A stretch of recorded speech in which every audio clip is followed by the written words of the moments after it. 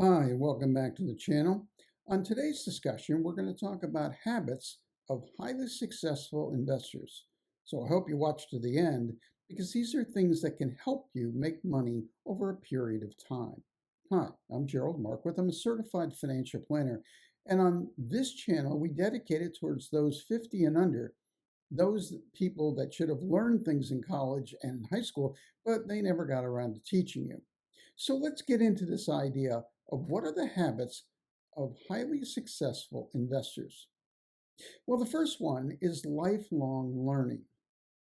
You want to constantly be reading, listening to audiobooks, because in those sort of things, you can learn more things about the markets, about how you are and how you behave around markets.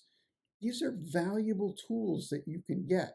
Sure, you may want to take a night course at a community college if you think that's better, but these are things that are important. Your education didn't stop at high school or college, it goes through your entire life. You must learn things, new skills, new decision ways to make decisions. As an example, I'm currently reading The Fourth Turning, the updated version, mainly because it gives a good economic history lesson of trends over long periods of time. Now, I might not agree with the conclusions of the author, but that's not the point. The point is to be educated on how things work, both in the economic world, personal life, and whatever. So I encourage you to think about that. Books are important, audiobooks in particular. So consider lifelong learning. The second thing to consider is you want to consider being extremely patient. Now, this virtue, especially in the United States, is not very common. We live in a world where everything is fast and quick. It's fast food, fast driving. It's buy, sell, or hold. In fact, programs like that I totally avoid. It's not a case of running here and running there. It's a case of learning to be patient with your investments. And by patient, let's quote Warren Buffett, who said that his favorite holding period is forever. But certainly, if you want to benefit from an investment, say in a company, you're going to have to wait, and you may have to wait a long time for that to be effective for you. Yes, you can make money in the short term, but in the long term is where you can make generational wealth. If you can be patient, that's not easy. You have to, of course, have a long term view of things. Just because you buy a company or a stock that you think is going to do well doesn't mean it's going to double overnight. It may take years to do that, or it might not. But you're going to have to develop a way that you sit down and relax and block out the noise. And there's a lot of noise out there, both in the markets and in the world in general. You're going to have to use some critical thinking. Is this bit of information I'm reading right now important to me or not? Or is it just something that's here today and gone tomorrow? The news media is something you want to be careful about. The way they frame a subject. They may say it in a certain way that wants you to believe that what they're telling you is a good thing or a bad thing. But again, you want to have patience in what goes on. Next is very similar to that, emotional discipline. When it comes to the markets, emotional discipline is so important because you will get scared out of your investments if you just listen to anyone that's even on TV. You have to be disciplined in what you're doing. The markets, life in general, love to push emotional buttons. You should do this, you should do that. You don't have to do any of those things. You have to have temperament. You have to have control, self discipline. Nothing gets done unless you have self discipline. And here, I'd recommend a review again of The 7 Habits of Highly Effective People by Stephen Covey. He lays out this idea very well in his book. You have to be somewhat dispassionate. You have to think things through critically and decide what you're going to do. Number four is where you want to get a journal, or you may want to write it down on a spreadsheet or whatever. You want to have clear goals. Why are you buying XYZ? How long do you plan to hold it? What will it do for you? What do you expect the company to do? You want to have long-term plans that are written out, and you regularly want to check in. Now, if you're investing in a mutual fund or index fund, checking in might mean once a month. If you're owning an individual stock, maybe at least once a week, you want to check up on the news, see what's happening with your company. If the company stock goes down, why did it go down? And is it something important or not? Is it something that you should get out of or in? But you want to take a long-term approach. Things take time, and here, by writing down your goals, you'll be able to look at it more objectively and saying, is this reaching the goals that I want? Now, the fifth one, which is one you've heard many times before, which is living below your means. This isn't easy at all because it requires sacrifice on your part. No, you don't go out and buy a new car. You get a used one.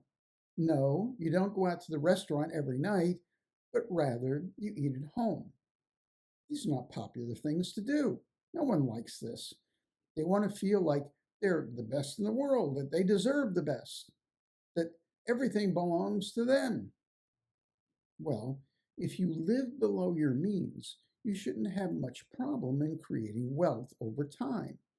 That's the secret right there. Most Americans, of course, have credit card debt.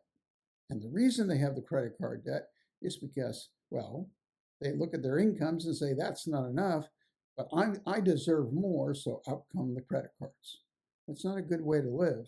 And you'll find that if you live below your means, you'll have more money in the end than when you first started. Number six is circle of competence. This was promoted by Charlie Munger, who is the buddy with Warren Buffett. This concept is that whatever you invest in, have an ability to understand what it does. As an example, if you don't have a medical degree or anything like that, investing in a biotechnology company might be far riskier than you think because you have no competent way of knowing if the company is succeeding or not. And biotech companies regularly go up and down very high and very low because of the research they're doing. So if you're not competent and you don't understand a biotech company, what they're doing, how they're doing it, maybe that's not the place for you. Maybe something that you do understand, that you can hold for a long period of time, say like utilities. Those are boring things, of course, but it is within your level of competence. So think about that. Think about how competent am I in this company, what they do, and how they do it, and how they make money. That's an important feature. Now, the next thing to consider is process over outcome. And by this we mean you should have a certain process that you follow before you invest in a company. For instance, are you reading up about the company before you invest? How about the market in general, their competitors? What does the trend look like? What's the long-term outlook of this company? These are important things for you to do because you want to write them down, as we mentioned earlier, but you want to have a certain process by which you develop it. Do you have a, quote, system? And we'll talk more about systems in a future discussion. But you want to have a way in which you process things. Write it down if you'd like to. But you don't want to worry at the moment about your outcome. You want to know about your process. Good example. Many times it's been said that you make most of your money when you buy, not when you sell. In other words, if you're buying correctly according to your process, things should work out fine in the long run. And finally, consider the cost of investing. Here, you want to try to avoid fees and other costs that will drag down your overall return. Want to be in a mutual fund? Why don't you go look at their operating expenses?